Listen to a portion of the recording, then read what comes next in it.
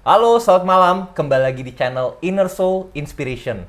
Gua Ian, dan hari ini kita akan membahas mengenai topik yang sangat relate nih bagi teman-teman yang sedang mencari pekerjaan. Pernah nggak sih teman-teman lagi nyari kerja terus udah ngirim CV ke banyak perusahaan nih? Mungkin bisa 20 perusahaan, 30 perusahaan kirim-kirim. Cuman nggak ada satupun perusahaan yang manggil untuk interview. Jadi ini topik yang umum banget nih. Jadi malam ini gue udah ditemani oleh Bro Dewa. Jadi Bro Dewa ini panutan gue banget nih. Dia Thank you. udah berapa ya? Udah 8 tahun ya, Bro? Kurang lebih ya 8 tahun lah melanglang buana di industri HR. HR. Jadi kalau dari Bro sendiri juga udah lihat CV puluhan sampai belasan ribu kali ya, puluhan ribu lah ya, Puluhan ribu. puluhan ribu CV udah lihat. Jadi udah mulai dari yang udah tau lah mana yang bagus, mana yang jelek, mana yang bakal langsung dipanggil, mana yang auto ditolak. Iya udah bosen lah intinya. Udah sampai bosen lah ya. Udah bosen. Oke. Jadi kalau dari Bro bisa jelasin nggak sih apa aja sih kesalahan-kesalahan yang kalau Bro lihat ada di CV langsung oh ini skip aja deh. Oke, yang pertama ya, yang pertama adalah CV yang terlalu panjang, bro. CV terlalu panjang. Ya, jadi CV terlalu panjang ini terlalu banyak, sorry ya, gue pakai kata ini terlalu banyak bullshitnya. Nah, gitu. terlalu bullshitnya. Kebanyakan detail-detail yang sebenarnya tidak begitu diperlukan di saat tidak ada suatu strategi penggunaan paragraf yang baik gitu. Jadi intinya tulisannya semuanya kelihatannya rapet semua. Jadi kita sebagai HR itu pada saat kita screening tuh pusing gitu ngelihat CV-nya ini. Terlalu panjangnya ini dari segi typografinya, bukan dari kayak bullshitnya kayak dia berusaha bikin sepadat mungkin. Mungkin karena dia merasa insecure gitu. Dia pengen naik-naikin value-nya atau gimana? Begini, sepadat mungkin, tapi kalau kalimat inti utamanya itu hanyalah satu kalimat, jadi the rest itu sebenarnya nggak perlu. Betul. Gitu. Jadi yang tidak perlu ini tidak perlu ditambah-tambahkan. Cukup saja misalkan pengalaman kerja dia tuh apa, lalu tugas dia apa saja. Misalkan tugas dia tuh ada 3, ya sudah tulis 3 poin itu, 1, 2, 3, tugasnya apa dan apa. Tapi nggak perlu kayak dibikin satu paragraf lagi. Yes, gitu nggak perlu yang seperti itu. Jadi kita sebagai HR ini pada saat screening pun kita juga tidak begitu melihat detailsnya. Jadi kita selalu, karena kita dituntut untuk cepat ya, screening itu untuk cepat. Jadi kita pasti yang kita perhatikan itu adalah key points-nya. Nah, Tanggung jawabnya apa? Misalnya contohnya lalu dia pernah bekerja di perusahaan mana, di company mana, berapa lama, that's it. Jadi kita tidak punya banyak waktu untuk kayak melihat detail-detail yang kecil-kecilnya ini loh. Gitu loh. Jadi kebanyakan kita hanya patokan kita cari keywords-nya, keywords, that's it. Next. Gitu. Oke. Guys, ini penting banget sih guys, gua rasa ya, karena kita juga harus saat kirim CV kita harus pikir dari sisi HR-nya ya. HR itu kan tiap hari kalau pas lagi nyari orang ya bisa lihat CV berapa sih, Bro? Setiap hari. Kalau minimal satu hari ya 200-300 CV. 200-300 CV itu Itu dia. minimal. Jadi kalau emang kita kebetulan ngirim CV udah panjang banget, itu bukannya membantu malah mengurangi chance kita dibaca gitu jadinya ya. Apalagi ya, kalau seandainya space antar line, antar lining ini tuh terlalu rapat. Oke, sebenarnya jadi typografi ini penting banget sebenarnya. Penting juga. Jadi misalnya dibikin 1.0. 1.0. Ya, misalkan kalau kalian pada saat kalian buat CV itu misal ambil contoh lah Microsoft Word begitu ya. 1.0 itu terlalu rapat. Space antar Space-nya. Ya mungkin bisa dibuat 1,15 ataupun 1,5, tapi 1,5 kayaknya terlalu renggang ya. 1,15. Intinya yang kita nyaman pada saat kita baca gitu. Jadi pada saat kita ngeliat yang rapet-rapet itu jujur aja sih udah males ya. Iya, jadi bacanya sekilas aja Jujur jadinya. aja iya, udah males, udah sekilas sudah next next gitu. aja. Sebenarnya karena kita nggak punya sebegitu banyak waktunya untuk memperhatikan satu CV yang kita spend bisa 5 sampai 10 menit untuk satu CV. Nggak Waktu mungkin. kita habis, bro, satu hari, bro. Gitu. Benar. Oke, jadi itu menarik banget ya. Jadi poin pertama, jangan terlalu panjang. Maksudnya ada typografi juga ya. Iya, iya. Yang perlu saja, maksudnya inti dari pengalaman bekerja dia, posisi apa, lalu tugasnya apa. Nah, tugas ini nggak perlu satu poin itu dijelaskan sampai 2 paragraf gitu. Benar. 1 paragraf panjang atau 2 paragraf pendek gitu, nggak perlu. Sebenarnya 1-2 kalimat tuh sudah cukup. 1-2 kalimat tuh sudah cukup gitu. Oke, itu penting banget. Untuk yang selanjutnya apa nih, Bro? Yang kedua adalah desain. Desain. Ya, desain ini bisa dikatakan bisa saja dari template ya, ataupun nah template ini di zaman sekarang ini kan banyak sekali template-template pembuatan CV yang bervariatif ya, sangat bervariatif. Nah, banyak juga para pelamar-pelamar ini yang menggunakan template-template yang aneh. Dalam konteks ini adalah desain-desain yang aneh. Desain anehnya tuh kayak gimana? Misalnya yang warna-warni, yang abstrak, yang ada gambar-gambar apanya, yang aneh-aneh lah, atau bisa dikatakan kurang formal. Kurang formal. Dalam konteks ini, yang paling aneh nih kayak gimana, Bro?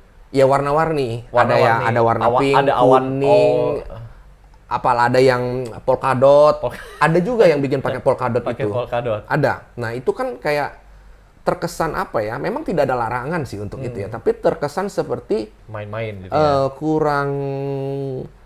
kurang profesional dan juga kurang formal begitu. Kurang serius lah, Iya, serius. ada kesan seperti itu dan juga kan misalkan ada pola-pola tertentu yang seperti abstrak apa dan lain polkadot seperti itu. Itu kan mengganggu mata kita pada saat kita screening, pada saat kita mau baca. Oke, jadi intinya memang kita pengen bikin HR semudah mungkin nih. Iya. Semudah mungkin baca kita punya CV. Ditambah juga dengan font yang sesukanya si pelamar ini. Gitu. Ada huruf sambung gitu tiba-tiba, pernah? Bukan, maksudnya font ini tuh, kalau huruf sambung sih enggak ya, tapi Nggak font ada ini ya, tuh soal itu. kadang-kadang ada yang mengikuti kemauan ataupun kesukaan si pelamar. Jadi dia senang dengan font ini, dia pakai font ini. Padahal ya di dalam apa kita contohnya melamar pekerjaan ya, ataupun apa surat-surat yang dalam konteks sangat formal gitu ya. Kerja lah, dunia kerja. Itu pilihannya sebenarnya hanya 2. Apa Arial sama Times New Roman? Yes. Benar. Nggak ada yang lain gitu. Itu aja, 2 itu aja. Iya, gua rasa gitu aja sih. Kalau tiba-tiba dia pakai yang lain lucu juga sih, memang jadi nggak lazim aja ya. Lagi-lagi ya, ini tidak ada larangan tertentu untuk penggunaan font ya, tapi lebih baik cari aman sajalah gitu. Jangan pakai font yang apa aneh-aneh begitu. Gue pikirin juga make sense sih, Bro. Kayak misalnya nggak ada pilihan font yang bisa membuat lu jadi diterima gitu loh, Bro. Jadi nggak usah main-main di pilihan font ini ya. Kayak nggak ada poin plusnya gitu. Mau font sebagus apapun, jadi pakai yang standar aja, main aman. Yang penting gampang dibaca seperti itu. Yeah. Oke, ini bagus banget nih. Terus kalau misalnya yang ini, Bro, kalau misalnya tiba-tiba ada orang nggak pakai foto, itu red flag juga atau gimana, Bro? Tidak memakai foto tidak bisa dikatakan red flag ya, karena sampai hari ini pun masih banyak yang tidak menyertakan foto di dalam CV-nya mereka. Namun ya ada sudut pandang tertentu nih dari HR. Kalau memang dia tidak menyertakan foto ya, ataupun misalnya menyertakan foto, kita pun juga memiliki concern tertentu. Concern tertentu? Misalnya, dia ada foto, tapi fotonya foto model. Foto model? Maksudnya pose model? Pose seperti seorang model. Kayak di runway gitu ternyata. Ataupun kayak foto pada saat dia jalan-jalan. Lagi liburan tiba-tiba jadi ataupun seakan-akan dia lagi berpose di catwalk begitu. Nah, itu menjadi concern kita bahwa ini orang ternyata kurang apa ya? Ada kesan seperti kayak kurang profesional lah begitu. Seperti kayak ajang membuat CV ini nih kayak terlalu terkesan kayak terlalu sembrono. Kalau tidak ada CV pun sebenarnya tidak ada masalah ya.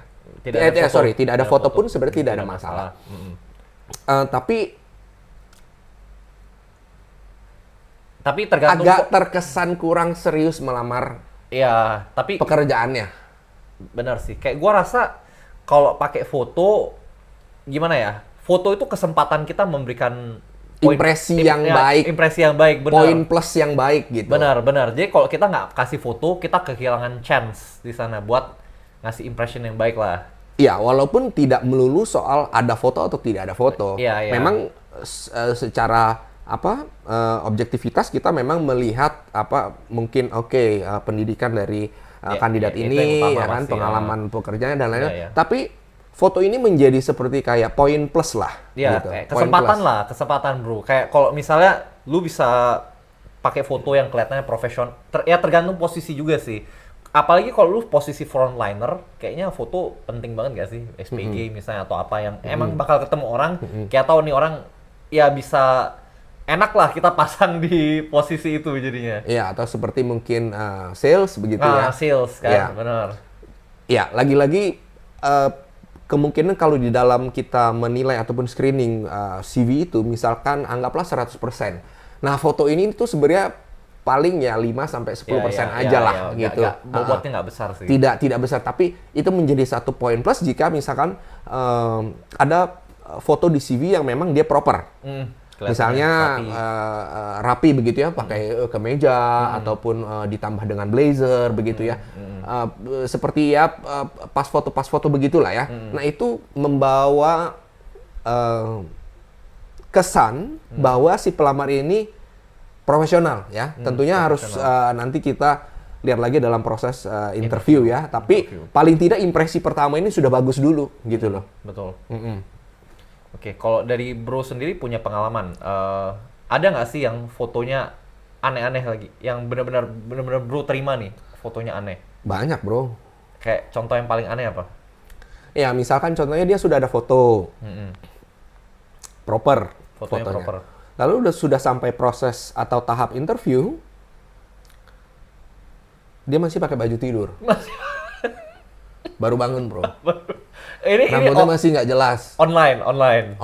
Oh, Kita oke. juga banyak juga kita interview online ya untuk apalagi di zaman sekarang untuk efisiensi waktu dan lain-lain begitu ya. Sebenarnya Baru bangun tidur ada, rambutnya masih acak-acakan ada.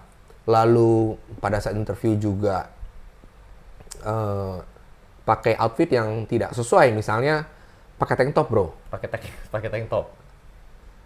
I mean, ayolah, masa iya. interview pakai tank top gitu loh bro. Maksudnya kan nggak proper dan Berharap gimana? nggak tahu gitu ya, mungkin nggak tahu nih sudut pandang si pelamar ini bagaimana.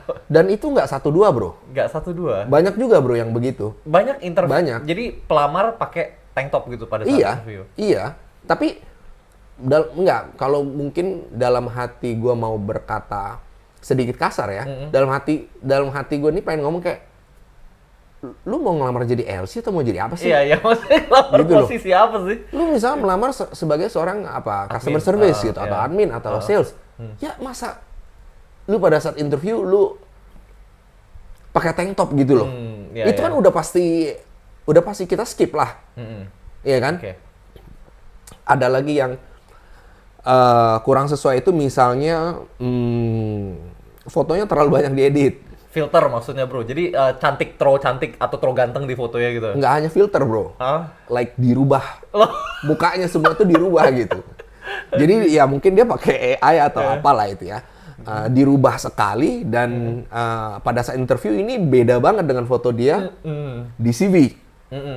Lagi-lagi bro, tidak ada aturan khusus ya, ataupun Ya larangan, patokan khusus atau larangan khusus mengenai nggak boleh pakai foto AI. yes, Iya. begitu. Tapi kalau terlalu jauh, itu pun juga menjadi catatan penting untuk si HR ini. Kenapa catatan penting? Nah, jadi ada sudut pandang HR yang bisa menilai kalau foto di CV dengan aslinya itu terlalu jauh berbeda, Terlalu timpang.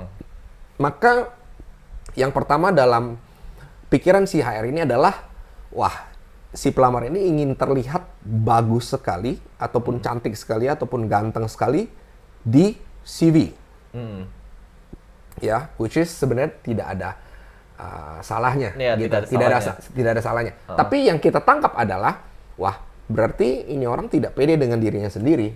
Benar, dan agak manipulatif juga ya bro, jadi kayak Iya, jadi ada kesan ataupun ada indikasi ya, ada indikasi bahwa si kandidat ini nantinya dia cenderung bisa lebih tidak jujur dibanding yang foto yang proper ya, ya mungkin kalau yang bagi yang perempuan mungkin ya makeup apa standar saja ya gitu, tapi pakaiannya proper begitu, outfitnya proper dan pada saat interview pun juga dia juga proper. Gitu. Maksudnya proper di sini tidak perlu juga yang harus misalnya harus yang memang dia harus pakai blazer. Itu sebenarnya juga tidak ada keharusan ya. Yang penting rapi, enak dilihat, itu sudah oke sebenarnya. Ya gitu ya. Jadi mengenai foto ini tidak ada larangan ya. Tidak ada larangan menggunakan atau tidak menggunakan foto, tapi lebih baik. Ya, karena itu kesempatan tetap aja. Lebih baik pakai foto. Yang kedua, disesuaikan ya, karena ini kalian sedang melamar pekerjaan ya. Jadi foto-fotonya ini kalau bisa jangan yang ibaratnya melenceng kemana-mana begitu. Konteksnya ingin mencari pekerjaan ya sudah, outfit di foto di CV itu yang proper. Dan yang ketiga, ya kalau bisa edit-edit boleh ya, apalagi cewek-cewek ini kan senang sekali edit lah, pakai filter lah, ya mungkin pakai AI juga di zaman sekarang. Namun ya jangan terlalu jauh lah, gitu. Jangan terlalu Ya sewajarnya aja ya. Ya sewajarnya, jangan terlalu jomplang gitu dengan aslinya. Ya kalau brightness-nya naikin dikit boleh lah. Tapi kalau bisa sampai jadi tambah kurus gitu, jangan ya bro. Ya tools agar terlihat lebih kurus itu banyak ya bro ya. Sekarang di Photoshop ya di Photoshop ataupun di aplikasi edit lainnya. Tapi yang parah itu adalah yang merubah struktur muka. Ya, nah itu benar sih. Itu yang parah bro. Yang maksudnya jadi catatan penting aja sih. Berubah banget gitu. Jadi pas interview memang kita catatnya nih orang kok beda. Bener sih, benar. Oke, itu penting. Jadi foto memang sih. Jadi intinya gini lah. Kalau misalnya kita punya 2 CV yang sama persis nih bro. Dia pengalaman kerjanya sama, tapi satu pakai foto, satu nggak pakai foto. Ya jelas ada poin plusnya di yang pakai foto ini. Gitu. Iya. Oke, itu catatan penting. Oke, dan yang selanjutnya gimana bro? Ada apa lagi nih kesalahan-kesalahan yang bikin menurunkan kemungkinan diterima? Dari penggunaan bahasa. Penggunaan bahasa. Karena di zaman sekarang ya bro, mungkin 95% dari kandidat itu menggunakan bahasa Inggris. Kenapa bro? Gue dulu pas nyari kerja kayaknya pakai bahasa Indonesia sih, kayak buat apa gitu? Nah, mungkin sudut pandang dari si pekerja ini adalah menggunakan bahasa Inggris itu terlihat lebih keren, ataupun lebih profesional, ataupun lebih mempunyai pendidikan yang lebih baik ataupun nilai plus gitu. Namun pada kenyataannya, pada realita di lapangannya adalah penggunaan bahasa Inggris ini tidak melulu lebih baik daripada penggunaan bahasa Indonesia. Kenapa? Dia menggunakan bahasa Inggris, tapi masih banyak grammar-grammar yang salah. Masih banyak typo-typo yang ya karena dia kurang familiar dengan bahasanya jadi typo gitu. Mungkin juga kurang familiar, mungkin juga dia tidak double ataupun triple check. Jadi lebih baik hindari kesalahan-kesalahan minor seperti itu ya, yang mana sebenarnya HR itu tidak melihat kandidat ini lebih baik jika dia menggunakan bahasa Inggris. Enggak. Sebenarnya bukan poin plus. Bukan itu poinnya ya. Jadi penggunaan bahasa ini tolong diperhatikan ya. Jadi kalian ini nggak perlu pokoknya harus menggunakan bahasa Inggris agar terlihat lebih profesional misalnya, itu tidak perlu. Tidak perlu. Seandainya jika kalian menggunakan bahasa Inggris selalu terdapat banyak kesalahan-kesalahan, misalkan grammatical error ataupun typo-typonya, itu malah cenderung mengurangi nilai. Iya, benar. Jadi pedang bermata dua malah. Pada saat screening, gitu. Jadi yang tadinya mungkin ini lolos pada saat screening, tapi karena jadi nggak lolos gitu. Ya, Karena kita lihat kesalahan-kesalahan minor ini, kita menilai orang ini double check nggak sih, triple check nggak sih, benar. gitu. Jadi mending cari aman saja ya, jangan harus bahasa Inggris gitu. Toh kita juga bisa menilai bahwa apakah lowongan ini membutuhkan bahasa Inggris atau tidak gitu. Kalau memang tidak dibutuhkan, ya nggak usah maksa. Jangan maksa daripada mendapatkan nilai pengurangan nilai pada saat kita screening CV. Tapi emang se-common apa bro? Sering apa orang pakai bahasa Inggris pas ngelamar? 95%. Sekarang zaman sekarang gitu ya, pakai bahasa Inggris semua. Iya. Dan lucunya adalah bahasa Inggris ini kebanyakan mereka menggunakan AI zaman sekarang. AI ataupun pakai translations begitu. Iya. Nah, translations ini pun ya mungkin karena pemahaman mereka di level itu juga mungkin belum sampai. Jadi seandainya ada kesalahan minor pun mereka tidak koreksi. Gitu loh kan. Jadi salah pun tidak dikoreksi, dia anggap oh, Google Translate ini sudah translate-nya betul semua. Betul semua, langsung copy paste. Iya. Ataupun dari AI-nya ini sudah pasti betul semua. Memang sih ada kemungkinan kecil ya untuk kesalahan dari seperti AI dan translation itu agak kecil ya. Tapi balik lagi pada saat kita interview kan kita tes juga. Iya, benar. Sesuai apa tidak dengan kemampuan berbahasa Inggris dia. Gitu loh. Kalau memang tidak sesuai, ya sudah, kita sudah tahu dalam hati kita, oh ya udah berarti ini pakai translation semua dan pakai AI semua gitu. Jadi lebih baik kita tidak usah ingin ya terlihat baik sekali gitu. Dalam ya bahasa Inggris lagi yang sebenarnya notabene bukan kualifikasi utama gitu. Iya, apalagi bidang pekerjaan atau lowongan pekerjaan ini tidak mengharuskan bahasa Inggris. si kandidat untuk menguasai bahasa Inggris misalnya gitu. Benar. Itu kayak terkesan dipaksakan sekali gitu loh. Oke. Benar. Gitu. Jadi ini poin penting juga ya, kita nggak boleh ini. Tapi tadi Bro ada ngomong hal yang menarik nih mengenai penggunaan AI dalam membuat CV. Kalau emang kelihatan ya, misalnya kita pakai AI buat CV nih. Menggunakan AI dalam pembuatan CV ataupun penggunaan template-template tertentu dalam penggunaan CV, jujur saja kita tidak bisa membedakan. Ya, memang sih, karena tidak bisa membedakan. Yang bisa kita bedakan adalah pada saat nanti interview, bro. Jadi biasanya konstruksi ataupun struktur dari pembuatan CV ini biasanya kan rapi. Dibuat di AI ini kan rapi ya, ataupun dibuat template ini kan rapi. Gitu. Nanti pada saat interview akan kebuka satu persatu, bro. Dari cara dia berbicara, cara dia merangkai kata-kata, kemampuan analitiknya dia. Kira-kira sepadan nggak dengan hasil CV yang pernah dia buat ini? Itu kita tahu, bro. Kita sudah bisa menilai, oh oke, gitu. Kalau gue, bro ya, buat CV itu karena ya dulu kita juga belum ada AI ya. Sekarang pun kalau ada AI, mungkin gue hanya akan bertanya, apakah ini contoh ya, apakah kalimat ini ataupun paragraf ini memiliki kesalahan grammar misalnya, gitu.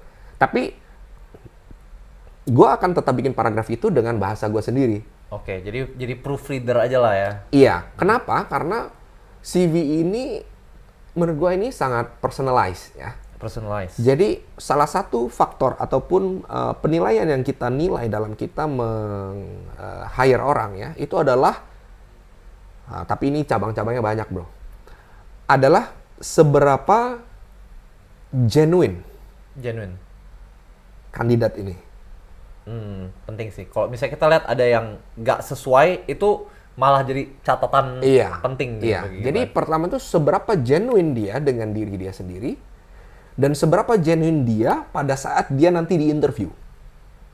Oke. Nah, ini mungkin yang sering sekali ya miss ya dari Pelamar. dari pelamar-pelamar ini, yang karena mereka mungkin sudut pandangnya dari pelamar gitu. Dia nggak tahu sudut pandang dari HR itu seperti apa. Ya, kalau dari pengalaman gue dan metode yang gue gunakan, seberapa genuine ini mungkin list nomor 1 mungkin. List nomor 1 malah, Yes. ini yang paling penting. Yes, ini yang paling penting. Seberapa genuine dia terhadap diri dia sendiri, dan seberapa genuine pada saat dia di interview. Oke, jadi pokoknya emang harus sama ya, yang CV dengan yang datang harus sama. Iya, kita kan akan kita lagi. kan akan tes. Maksudnya sesuai enggak ini, sinkron enggak dengan apa yang dia tulis di CV gitu. Nah, ini membawa kita ke poin selanjutnya nih. Ini yang gua rasa kan banyak nih kandidat-kandidat yang suka melebih-lebihkan malah jadinya kualifikasinya dia. Jadi karena dia pengen diterima kan, jadi dia ya hebat-hebatin lah. Kayak gitu. Emang dari HR sendiri bisa lihat gak sih kayak bau-bau ya melebih-lebihkannya ini loh, bro? Iya, misalnya kalau indikasi-indikasinya ya, Indikasinya, coba misalnya yang paling dia menuliskan banyak sekali skill Banyak yang sekali dia skill. bisa, Heeh. sementara dia seorang fresh graduate, ataupun dia hanya pernah magang sekali selama 3 bulan contohnya, tapi skillnya udah Oh. banyak, Heeh. 5-10 gitu skillnya. Ngomong soal skill, gue jadi kepikiran nih. Gue pernah juga dulu kan, ya terima lamaran juga. Gue sempet baca-baca kan. Itu kadang-kadang ada yang pas ngelamar dia suka skillnya dia kasih poin-poin gitu loh, bro. Kayak lu tau kayak skill bahasa Inggris 80% gitu, skill bahasa Indonesia 100%. Gue mikir gitu, nih orang dapat statsnya dari mana gitu loh. Malah jadi lucu gak sih kalau orang-orang yang kayak gitu? Kalau memang apa yang dia tuliskan dalam CV itu sesuai dengan skill dia, nggak apa-apa. Ataupun misalnya nyerempet sedikit, nggak apa-apa. Nggak. Tapi pada realitanya jauh, bro. Heeh. Jauh. Cuman yang dia tulis misalnya gini loh, bro. Dia bilang dia bisa Microsoft Excel, dia bisa Canva, misalnya kayak gitu, bisa bahasa Inggris. Itu kan normal ya. Cuman yang gue bingung ada beberapa orang yang sudah tulis kayak gitu, dia tulis di bawahnya Microsoft Excel-nya 8 dari 10, Canva-nya 10 dari 10, ya pokoknya kayak gitu loh, bro. Itu membantu atau malah jadi batu sandungan nih, bro, kayak gitu? Enggak, sebenarnya penggunaan semacam grafik ya. Iya, begitu, semacam grafik itu tidak ada masalah ya. Tidak ada masalah. Sebenarnya lebih membantu kita dalam menilai bahwa kandidat ini kemampuan untuk di skill ini berapa, kemampuan di skill ini untuk berapa. Karena kita sering sekali mengandalkan visual dalam screening kandidat ini. Screening CV ini sering kali kita selalu mengandalkan visual. Ya karena cepat ya, butuh cepat. Butuh cepat. Yang menjadi masalah adalah banyak sekali informasi yang di grafik ini itu tidak sesuai ataupun bisa dikatakan tidak jujur. Tidak jujur malah. Ya. Heeh. Contohnya misalnya kemampuan berbahasa Inggris dia tulisnya 90%. 90%. Bahasa Indonesianya 100% nih. Iya, oke. Bahasa Inggrisnya 90% gitu. Oke, berarti Lalu sertifikasinya C2 misalnya. Oke. Lalu pada saat interview ya. errornya terlalu banyak, bro. Misalnya grammatical errornya terlalu banyak, lalu pronunciation-nya juga tidak jelas, artikulasinya juga mungkin kurang baik begitu. Jadi apanya yang 90, bro? Oke. Maksudnya oke lah, memang betul dia pernah mengikuti tes ini contohnya. C2 misalnya memang C2. gitu kan.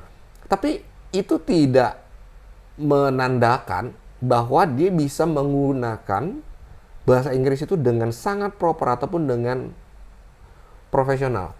Kita tidak bilang seperti seorang expert ataupun seorang native ya, belum sampai di level itu ya. Tapi apakah nilai 90 ini sesuai dengan kemampuan dia begitu loh. Artinya kalau kita mempunyai sebuah standar, nah ini juga sering menjadi problem. Jadi standar para kandidat ini tuh jujur aja banyak sekali yang sering melebih-lebihkan. Ya, overestimate diri sendiri gitu. Jadi kalau gue punya standar nih bro ya, misalkan oke, kemampuan berbahasa Inggris dia, misalkan kemampuan berbahasa Inggris 10 itu artinya sempurna ya. Ya, native lah. Ya, native. Itu sudah kelas native bro. Oke, kelas native. Kalau 9 itu mungkin, orang yang pernah tinggal di luar negeri selama 10 tahun misalnya. Oke, itu 90. Itu yang dia udah sebenarnya sudah nyaris tidak bisa dibedakan dengan native gitu. Sudah beda-beda tipis gitu. Kita pun udah wah sulit nih bedain antara native dengan dia gitu. Nah, 8 ini mungkin yang contohnya yang sekolah bahasa misalnya gitu. Dia mungkin pernah bersekolah di sekolah internasional misalnya. Lalu sekolah di sana mungkin juga 5 tahun, 10 tahun gitu. Yang lingkungannya juga banyak dari native ataupun murid-murid luar begitu kan. Lalu 7 misalnya, lumayan lah ya, bisa diajak ngobrol ya dalam konteks bekerja ataupun berbisnis ya masih nyambung gitu ya. Mungkin masih ada sedikit kesalahan minor ya, sedikit-sedikit itu masih bisa gitu kan. Nah, kalau 6 ini cenderung mungkin seperti kayak biasa saja. Ya buat emailan bisa lah. Iya, komunikasi dasar ini enggak ada masalah gitu kan. Nah, kalau 5 ini sudah 50-50. Ya, itu kurang lebih skema standar atau patokan-patokan ya. Nah, yang sering kali terjadi adalah sebenarnya kemampuannya itu di 4. Misalnya. Dia ngakunya 7. Ngaku 7, ya. Jadi bahasa yang dia gunakan adalah ya lumayan lah untuk katanya untuk conversation hari-hari. Tapi begitu diajak conversation juga gitu. Ada yang kemampuannya di 6 ngakunya selalu 8, bro. Benar. Jadi yang yang kemampuannya di 7 dia sudah over PD, ngomongnya 9, bro. Ngomong 9, benar. Paham nggak sih? Paham. 9 tuh udah mirip, sudah nyaris jadi bisa dibedakan dengan native, bro. Iya, benar. Jadi kayak apa ya? Itulah lagi-lagi menurut yang gua nilai dia kurang genuine. Benar. Dia kurang jujur. Kalau dari sudut pandang HR ya, minimal sesuai dengan apa yang dia ngomong, dengan apa yang dia miliki, ataupun mungkin kalau gua melamar pekerjaan, gua akan cenderung cari aman. Gimana cari amannya? Oke, misalnya gua menilai ke diri gua sendiri kemampuan berbahasa Inggris gua di 7, contohnya. Gua lebih cari aman, gua akan tulis 6. Ataupun pada saat ditanya gua bilang 6. Cuman kalau ataupun 6,5. Kalau kayak gitu bukannya mengurangi chance dipanggil, bro? Enggak juga. Ya kalau seandainya di CV, ya oke lah, boleh juga lah gue tulis 7 lah. Atau mungkin 6,5. Atau 6 atau 7-nya itu nggak usah Jadi ini pertanyaannya, kalau nilainya lu rasa pas-pasan, apa lebih baik nggak usah pakai nilai aja, langsung aja tulis bisa bahasa Inggris gitu aja. Biar si HR-nya menilai sendiri nanti. Kurang spesifik. Itu nggak begitu dilihat. Jadi justru ini yang gue penasaran nih. Jadi angka di skill itu sebenarnya penting ya buat kita dipanggil. Penting gitu. lebih spesifik tapi yang jujur dong. Maksudnya yang jujur. Misalnya kategorinya misalkan ada 4, misalkan kurang ataupun biasa, lalu baik, lalu sangat baik misalkan. Ya jujur. Oh gitu. Jangan maksudnya biasa saja ngakunya sangat baik gitu. Iya. Kan toh nantinya pada saat di interview kan juga dites. Iya. Gitu loh. Benar. Ya kan? Itu juga faktor tadi, seberapa genuine kandidat ini atau seberapa jujur dia ke diri dia sendiri gitu. Nah, ini ada satu secret ya. Secret. Ada satu secret mengenai tapi trik ini selalu gue gunakan bro pada saat ya kalau di bahasa para pelamar ini mungkin pertanyaan jebakan gitu. Pertanyaan jebakan. Jadi gue sering sekali gue tanya, oke, menurut kamu kemampuan berbahasa Inggris kamu kalau dari skala 1 sampai 10 kamu berikan nilai berapa? Oke. Ini memang lumayan dilema sih. Kalau ngasih angka rendah, ya minus ya, kan poin minus. Kalau ngasihnya ketinggian juga susah ya. Enggak juga dalam konteks gini. Misalkan misalkan dia jawab 8. Misalnya jawab 8. Misalnya dia jawab 8, lalu gue kasih pertanyaan lanjutan, suruh dia menjawab gitu. Ternyata setelah gue nilai misalnya 5. Ya, ini dari berbagai aspek nih ya, dari grammaticalnya ada error atau tidak, ya, lalu dari pronunciation-nya, lalu dari vocabnya dia, ya, lalu dari word choice-nya dia gitu. Setelah gue nilai misalnya 5 gitu, otomatis gue udah tahu ini orang nggak jujur bro. Oke, benar.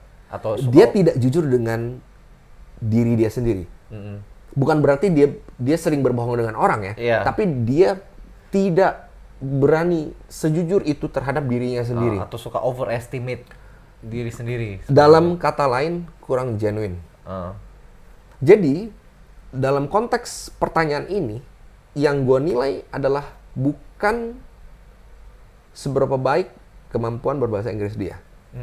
Yang gue nilai dalam pertanyaan ini adalah seberapa genuine dia ke diri dia sendiri. Oke.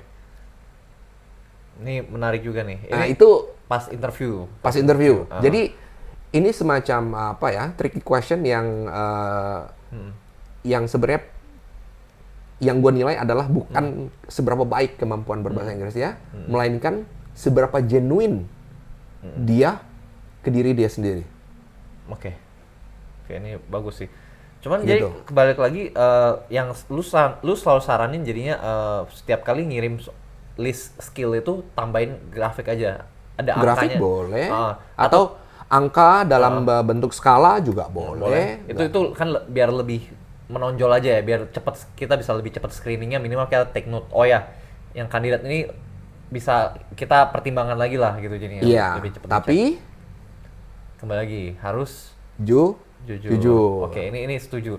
Dan kalau misalnya nggak yakin gimana kalau misalnya nggak usah pakai angka, kita langsung sertakan sertifikat yang berkaitan aja, misalnya bahasa Inggris langsung sertifikat C2 di bawahnya. Tidak menjamin bro. Tidak menjamin, jadi nggak bisa misalnya kayak bahasa Inggris C2 gitu aja langsung nulis misalnya kayak boleh, gitu. kalau memang dia ada sertifikasinya iya, boleh, iya. boleh Itu, saja. kan boleh. lebih cepat bro, dan lebih Iya, terstandar. lebih cepat.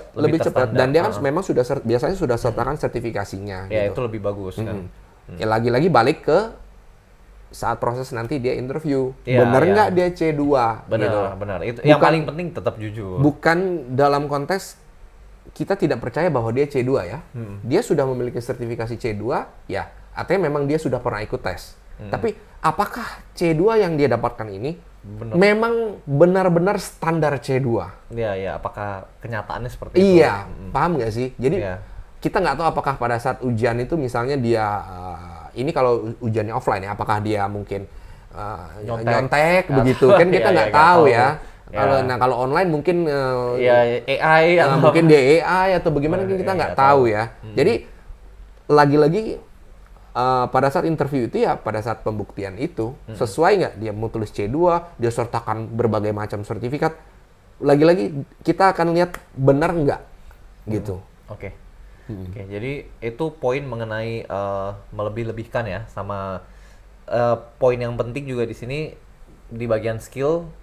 Kalau bisa kita bikin ya segampang mungkin lebih menonjol dengan grafik atau misalnya angka. Boleh, Seperti ya, itu lebih baik ya, lebih cepat.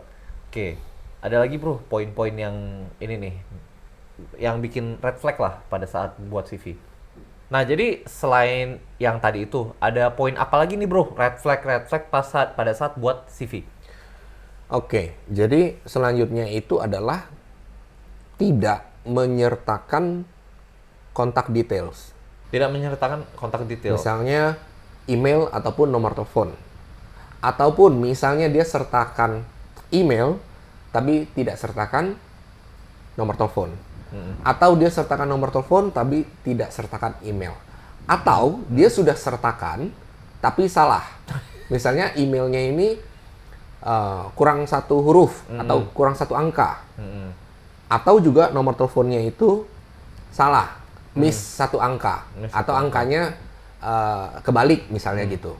Nah itu otomatis gugur. Iya pastilah, gabut banget nyariin. Otomatis gugur. Ya, Jadi ya. di saat kita pertama kali screening kita lihat tidak ada nomor teleponnya, langsung skip bro. Walaupun dia ibaratnya lulusan US nih misalnya, itu Ya, skip. misalnya mau sebagus apapun, Skip. benar. Langsung skip, kita nggak pakai mikir lagi. Karena percuma bro, kita mau hubunginnya gimana mau hubunginya? Email, zaman sekarang yang cek email berapa banyak bro? Gitu loh, ya kan? Benar. Mungkin dia cek ya, tapi mungkin seminggu sekali. Ada yang nggak cek sama sekali. Jadi ya sudah langsung gugur. Nah itu menurut gua bro ya, jadi kalian ini harus ingat-ingat ya. Ini kesalahan fatal sekali ya. Jadi tolong pada saat kalian sertakan email ataupun nomor kontak HP kalian ya, tolong sekali di double check ataupun di triple check. Apakah memang sudah benar gitu. Jadi jangan sampai ada nomor telepon yang kurang satu angka ataupun kebalik angkanya gitu. Itu otomatis gugur gitu loh. Tapi emang sering bro ada yang nggak Sering. loh sesering apa nih? Sering. Yang tidak menyertakan nomor telepon lebih banyak daripada yang tidak menyertakan email. Oke, jadi karena itu malah kedorong dia. Jadi kayak udahlah yang skip dulu gitu. Ataupun dia punya kebiasaan ataupun dia lupa. Tapi kayaknya sulit juga dikatakan lupa ya. Jadi dia tidak mengupdate CV-nya. Tidak update CV-nya. Misalnya emailnya ini dia sudah tidak gunakan. Oke. Dia sudah pakai email lain gitu. Jadi pada saat kita mau mengirimkan link untuk interviewnya, dia nggak terima gitu. Nanti dia tanya lagi, kok saya belum terima ya ininya linknya begitu ya. Ternyata emailnya sudah berubah. Atau nomor teleponnya dia sudah ganti. Pak, boleh minta tolong kirimin ke nomor yang ini nggak Pak? Gini misalnya begitu. Iya, tapi kan nggak banget ya.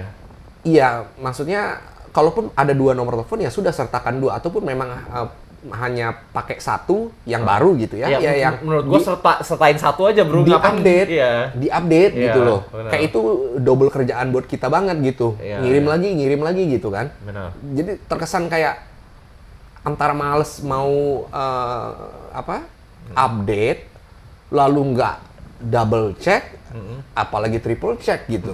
Itu kan ibaratnya seperti kayak fundamentalnya bagaimana cara kita bisa menghubungi si kandidat ini gitu loh. Betul. Tapi kalau itunya salah, udah pasti skip, Auto skip. pasti skip. Betul. Nah ini kan menarik juga nih poin mengenai kita harus letakkan kontak detail kita. Jadi begitu pas buka CV, lu juga langsung cek itu jadinya. Iya, Langsung cek itu. iya.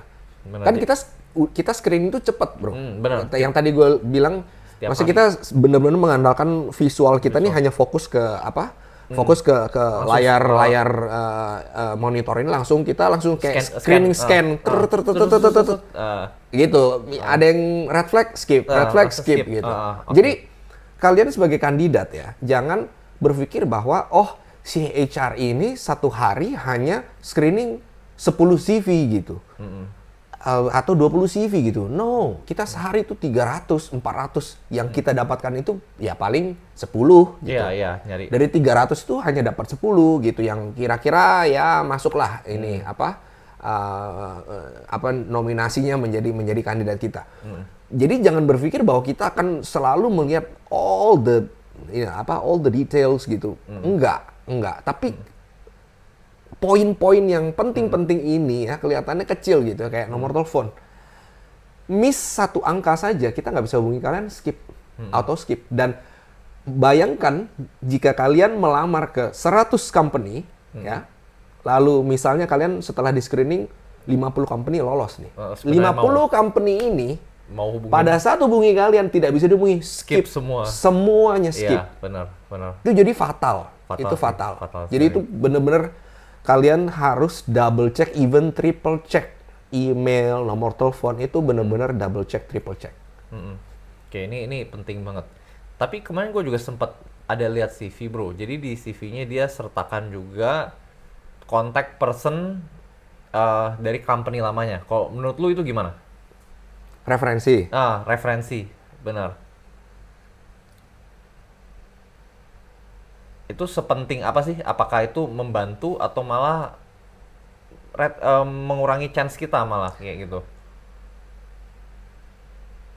Penting dan membantu. Penting dan membantu. Iya. Jadi contohnya begini. Contohnya ada atau sekarang mungkin 90% tidak menyertakan kontak referensi. Ataupun misalnya dia ada tulis kontak referensi, tapi di bawahnya dia tulis lagi by request. By request. Gimana ceritanya by request? Maksudnya by request gimana? Maksudnya by request kita minta sama dia. Minta sama dia dulu, Boleh- dia hubungin perusahaan lamanya. Gitu. Boleh minta kontak referensinya nggak, misalnya gitu. Oke.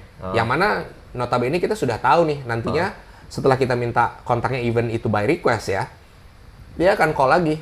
Entah itu leader yang terakhir, Pak nanti kemungkinan ada orang dari ini telepon Bapak nanti tolong ini ya, tolong bantu ya, bla bla bla. Kita udah tahu itu. Iya, tahu lah. Kita udah tahu, tapi terkesan seperti kayak dia sangat menutupi sekali track record dia di company sebelumnya, gitu. Kalau memang kalian merasa tidak ada track record yang buruk, kenapa kalian harus takut gitu? Masukin kontak referensi ini. Kasih aja, hubungin aja nih ini. In my case, bro, gua selalu berikan 2 sampai 3 kontak referensi. Sampai 2 sampai 3 malah. 2 sampai 3. Dan itu lengkap dengan email dan nomor teleponnya. Itu yang diberikan kontak apa aja nih? Maksudnya dari leader lama. Dan itu apa, bukan teman, maksudnya bukan rekan kerja yang selevel. Harus yang Pasti CEO-nya ataupun presiden direkturnya atau seperti GM atau HR-nya atau lah. GM-nya. HR Kalau dalam konteks ini kan gue HR-nya, jadi karena nggak bisa, ke CEO-nya langsung ataupun ke GM misalnya. Ke GM. Itu gue selalu berikan. Kenapa ya? Gue nggak takut kalau seandainya mereka menanyakan informasi apapun kepada mantan presidir ataupun mantan company gua gitu ya. Karena nggak ada track record yang misalnya buruk ataupun berperilaku tidak baik ataupun pernah melakukan tindakan kriminal ataupun merugikan perusahaan seperti apa. Ya kalau memang tidak ada track record yang seperti itu ya, kenapa kalian tidak sertakan? Benar. Jadi pada saat tidak disertakan itu, atau malah berusaha kita nutupi HR gitu ya. ini cenderung berpikir bahwa ini berarti ada sesuatu yang di-hide. Ada sesuatu yang disembunyikan. Kenapa tidak disertakan? Ataupun kenapa harus by request? Kalau by request kita sudah tahu bahwa dia akan janjian dengan orang itu. Iyalah. Dia akan briefing dulu, Pak nanti akan ditanya ini, Bapak tolong bantu ya, lalala. Iya. Misalkan coba kalau gue kasih kontak referensi my previous boss. Oke. Bisa nggak kira-kira gue setting gue briefing sama my previous boss, bos nanti kalau ada siapa yang kontak tolong bantu ya gini, nggak enak lah bro. Ya susah lah Gitu kan. Susah.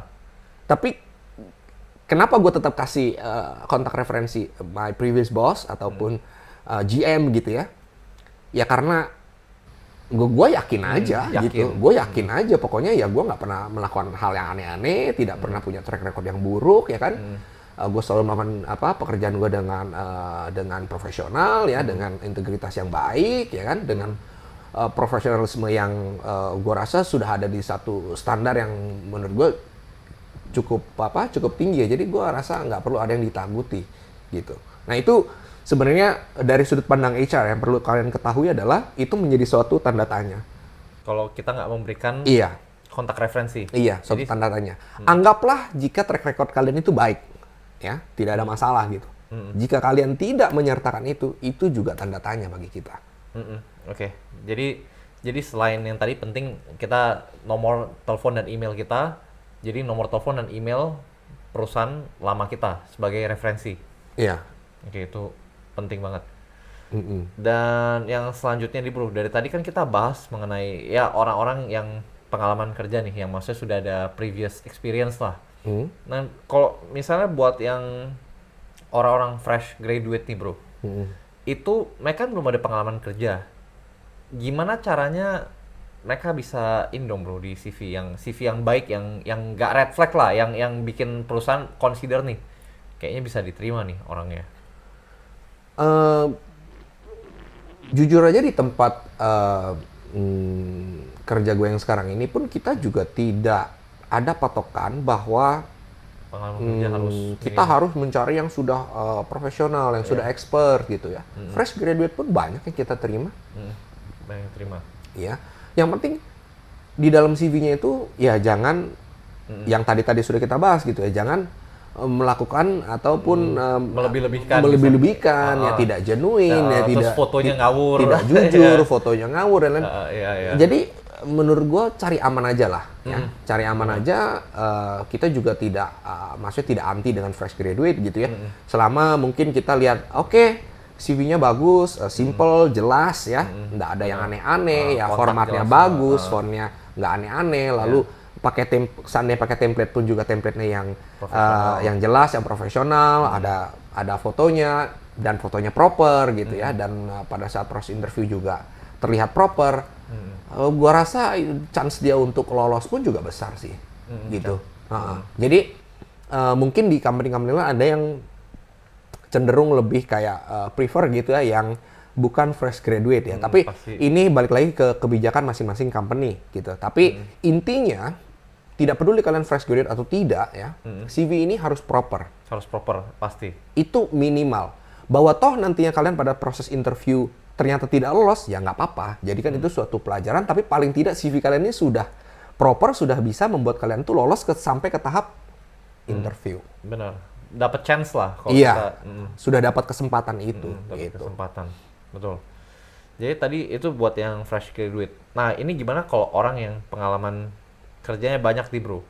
Kan banyak nih yang suka apa ya? Dia udah tulis nih, misalnya 2025 sampai 2026 kerja apa. Misalnya orang yang punya banyak pengalaman kerja, ada red flag-nya nggak sih? Malah bisa jadi red flag nggak sih Kalau dia tidak sertakan informasi bulan berapa sampai berapanya. itu malah jadi red flag. Iya, contohnya dia hanya tulis 2024 gitu. Kita kan nggak tahu 2024 tuh bulan berapa sampai berapa. Oh, yang ditakutkan 2 bulan aja misalnya gitu. Ya bukan ditakutkan hanya 2 bulan saja, tapi kan tidak ada informasi jelas mengenai hal itu gitu. Walaupun masa kerja pun juga jadi salah satu consideration juga buat kita gitu. Tapi kan tulis dong bulannya apa, sampai bulan apa, gitu kan. Jadi misalnya dia tulis, oke, pernah bekerja di company A 2025 sampai 2026. Bulan berapa sampai berapa, bro? Desember 2025 sampai Januari 2026 juga 2025 2026, bro. Cuma 2 bulan. Gitu kan. Jadi bulan ini ditulis, oke, 2025 April gitu kan sampai 2026 Juni misalnya. Jelas gitu loh. Nah, sering banyak juga yang miss bulan ini tidak ditulis. Atau even dia hanya tulis ada juga yang tidak tulis sama sekali. Iya, kalau nggak tulis itu auto skip atau apa jadinya? Auto skip. Yang yang tidak tuliskan bulan ini juga sebenarnya abu-abu juga. Kita juga skip juga. Agak skip dulu lah. Iya, kita skip juga gitu. Ya, memang sih. Jadi itu kan sebenarnya simpel ya. Ya, simpel. Tulis saja bulan, tahun, sampai bulan lagi, tahun lagi, gitu loh. Itu kan sebenarnya informasi dasar yang kita sebagai HR yang screening itu perlu tahu dong. Perlu tahu, karena ya itu kan?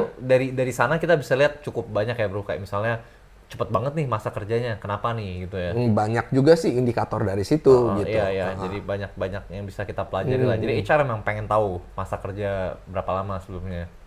Iya, jadi informasi tentang ini pun harus dituliskan, harus jelas juga gitu, jangan sampai miss. Kalau nggak auto skip.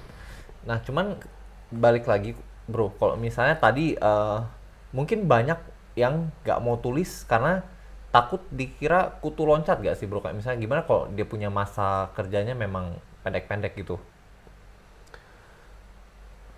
Masa kerja pendek-pendek ini sedikit kontroversi dengan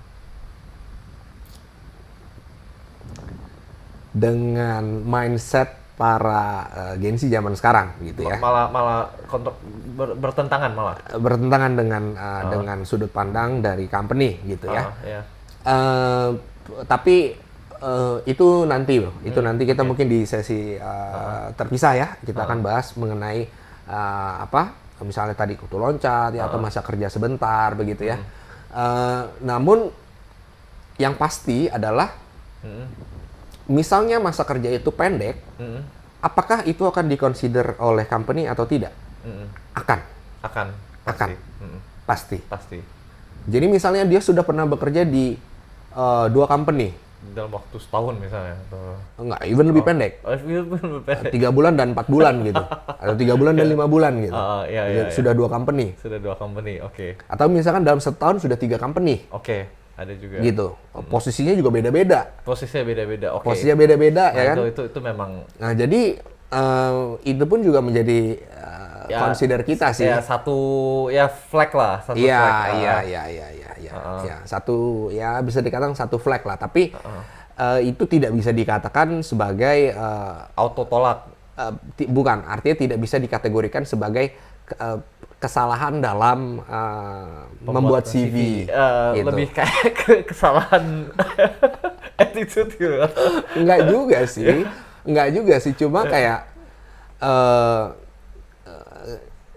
ya kenyataan seperti itu ya, itu akan membawa dampak ke pekerjaan-pekerjaan selanjutnya benar. begitu. Jadi, karena ya sudut pandang dari company adalah ya company ini tentunya ingin mencari kandidat yang ataupun karyawan yang loyal begitu ya. Ya, ada ekspektasi turnovernya lah. Iya, kalaupun ada 1-2 yang masa bekerja ini tidak panjang gitu, tapi itu masih bisa kita tolerir.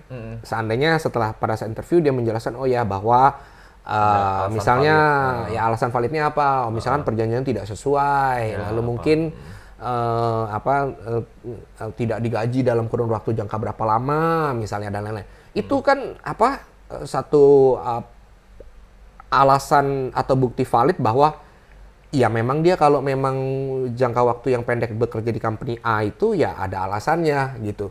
Tapi kalau 5 pekerjaan, 5-5-nya alasannya ada sama. yang 6 bulan, ada yang 5 bulan, ada yang paling lama 7 bulan, lalu ada yang 3 bulan.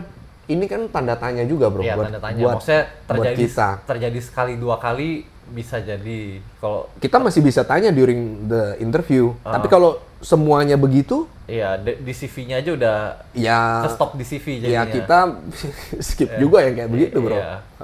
Ini emang susah sih. Jadi kalau dari Bro Dewa sendiri gimana nih? Misalnya baiknya tips buat pelamarnya nih misalnya kayak gitu.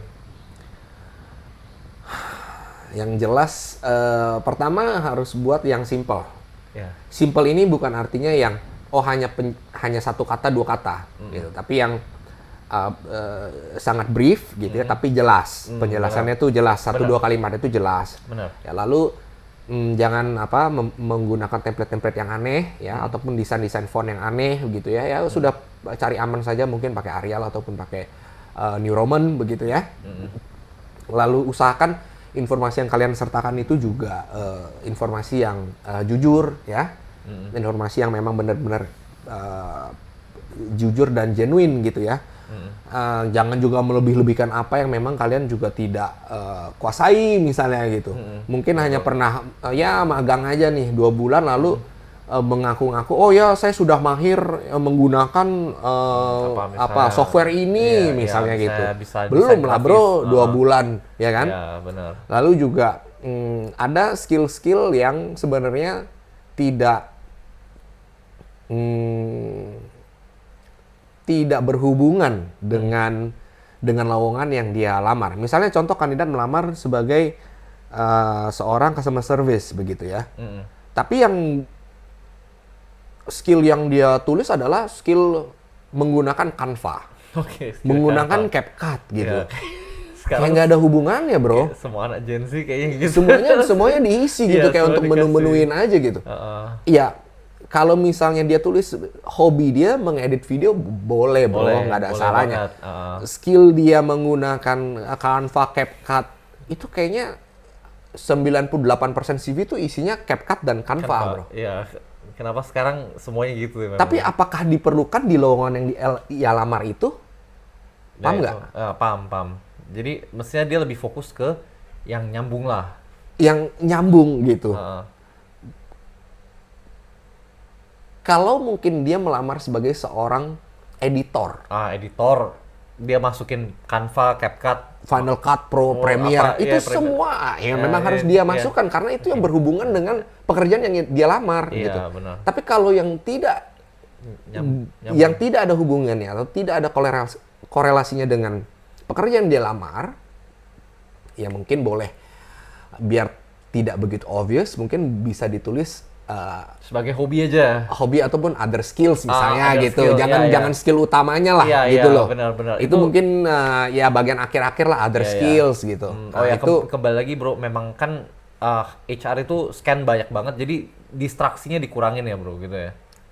yang makin ribet makin kita skip. Ya, makin ribet makin di skip, benar. Yang makin simple makin jelas, makin proper itu yang Ya, kita panggil lah. chance-nya tuh jauh lebih tinggi. Benar. Nah, ada juga yang tidak menggunakan file PDF, ya ini banyak juga terjadi yang masih menggunakan file Microsoft Word gitu. Bro. dikirimnya Word. Nah ini kan tidak profesional juga ya. Seandainya kalau misalkan ada yang Iseng. iseng begitu kan merubah-rubah apa, Terus dikirim-kirimin ke orang. merubah-rubah isinya. Tapi tentu kita juga memiliki apa kode etik, Etik ya, kode ya, etik ya, kita ya, gitu. ya, Tapi ya, kan mungkin.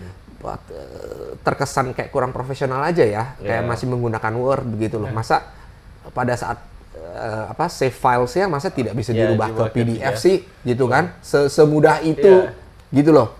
Nah benar itu juga jangan ya, maksudnya dihindari yang seperti itu. Cuman kalau Word masih mending bro, gue pernah dapet yang PPT loh. Dia Iya. kirim Iya, pakai PPT CV.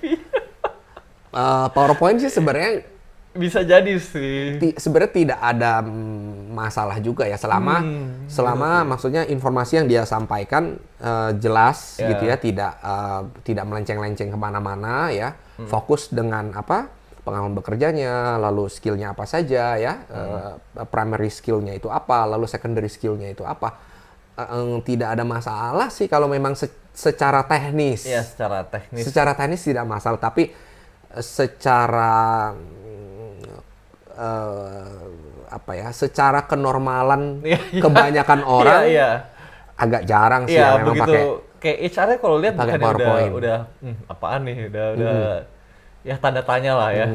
Jadi memang kalau bisa sih memang sesimpel mungkin yang gua tangkep ya dari kesimpulannya sebenarnya untuk biar CV kita semakin tinggi kemungkinan diterimanya itu semakin simple sebenarnya semakin bagus gitu ya. Gak usah aneh-aneh, gak usah ini, dan pakai grafik gitu ya bro.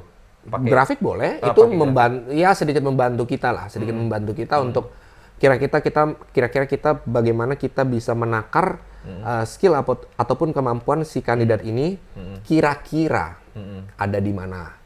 Gitu. Tapi again lagi-lagi jujur. Iya, gitu. jujur. Kembali lagi Genuine. pasti Kenapa? yang Karena jujur. kalau kalian tidak jujur atau tidak genuine pada saat interview dan kita temui bahwa nggak ada konsistensinya, informasi ini abu-abu, ini agak ngibul begitu ya, itu udah pasti skip. Pasti skip. Pasti skip, benar.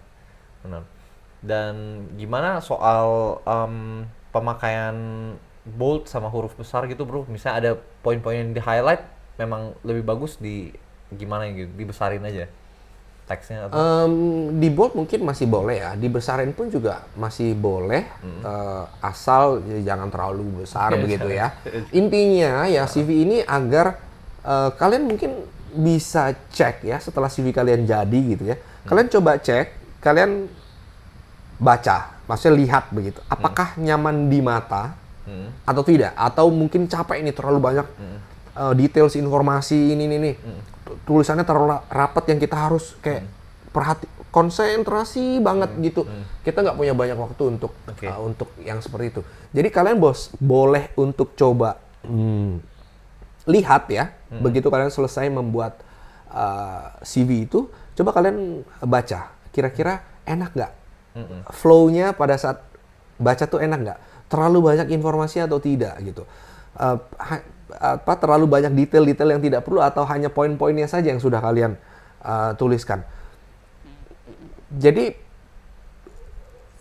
gua rasa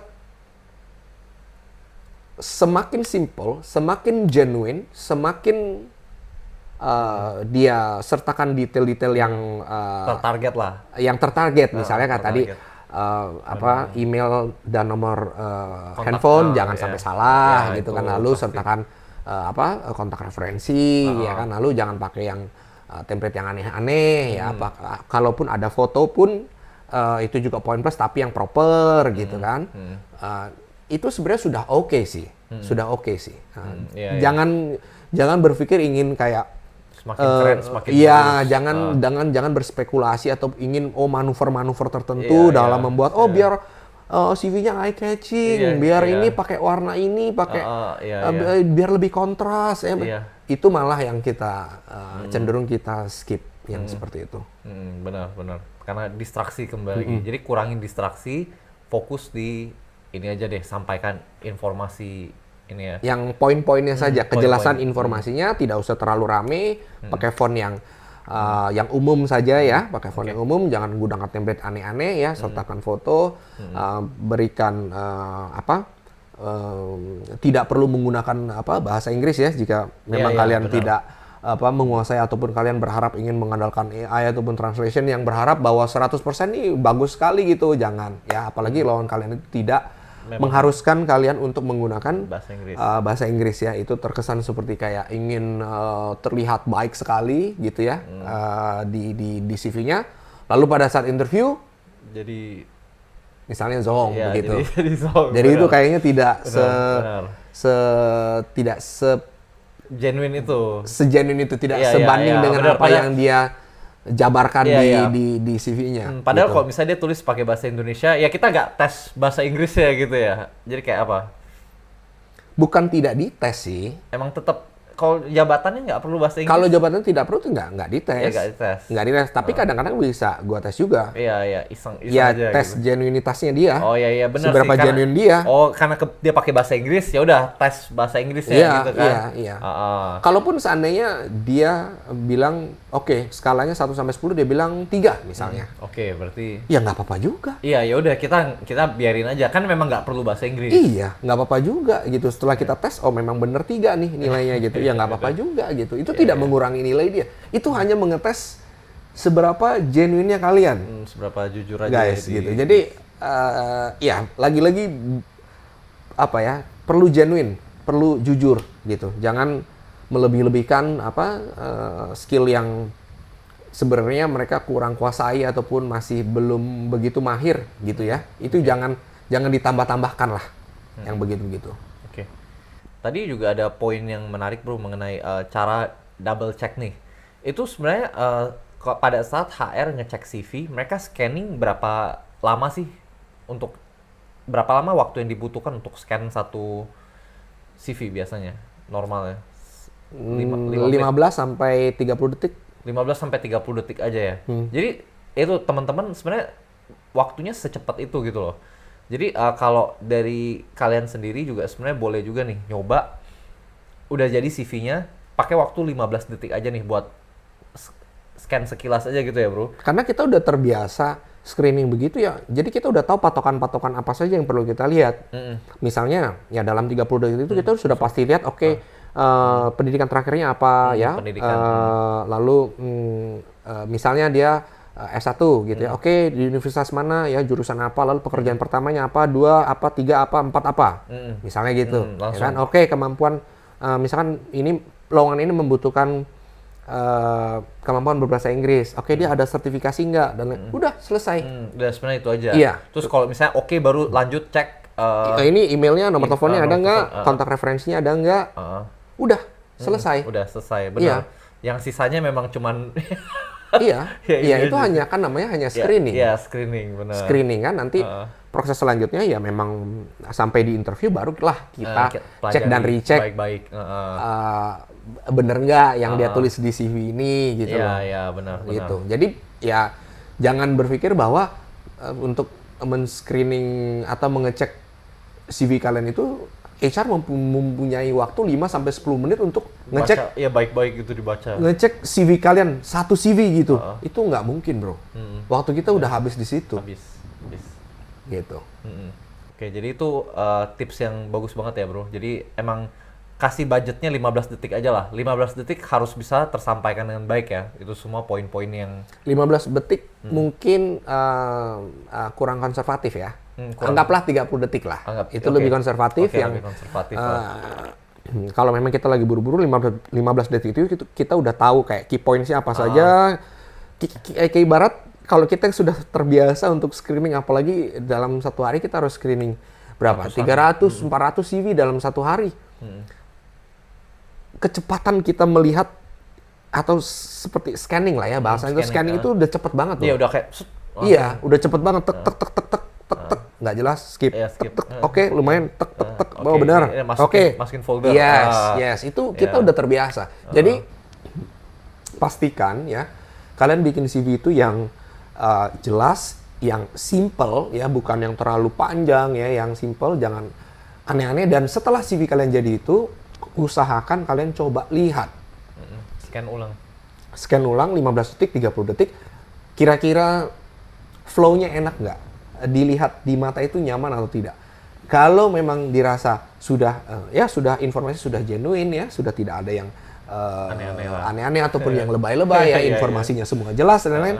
Ya kemungkinan besar CV kalian akan di consider gitu. Iya, iya, oleh, oke lah. Itu HR sudah atau dioptimalkan lah berarti. Optimal, memang yang terbaik lah sudah. Seperti itu. Oke deh. Saya rasa udah cukup ya. Emang ada tips lainnya, Bro, atau apa? Kata penutup? Ya mungkin good luck ya untuk kalian semua yang sedang mencari pekerjaan Betul, ya. Di zaman sekarang ini mencari pekerjaan itu jauh lebih sulit ya. Jadi jika kalian sudah lolos ya di salah satu company ya, mungkin saran dari saya mungkin jangan cepat-cepat berpikir untuk meninggalkan pekerjaan itu karena cari kerjanya susah, apalagi di zaman sekarang ini gitu. Apapun yang bisa kalian gali ya, kalian bisa serap ilmunya, serap sebanyak-banyaknya. Tentunya itu akan menjadi modal kalian untuk jenjang karir yang selanjutnya gitu ya. Jadi jangan disia-siakan kesempatan tersebut, jangan merasa oh ini apa tidak sesuai dengan passion saya bla bla bla. Yang mana nanti itu juga akan kita bahas di episode-episode lainnya benar, ya. menarik. Tapi intinya good luck untuk kalian semua pencari pekerja dan kita ketemu di Episode lain selanjutnya. kesempatan lagi. Oke, thank you, everyone. makasih. Selamat malam.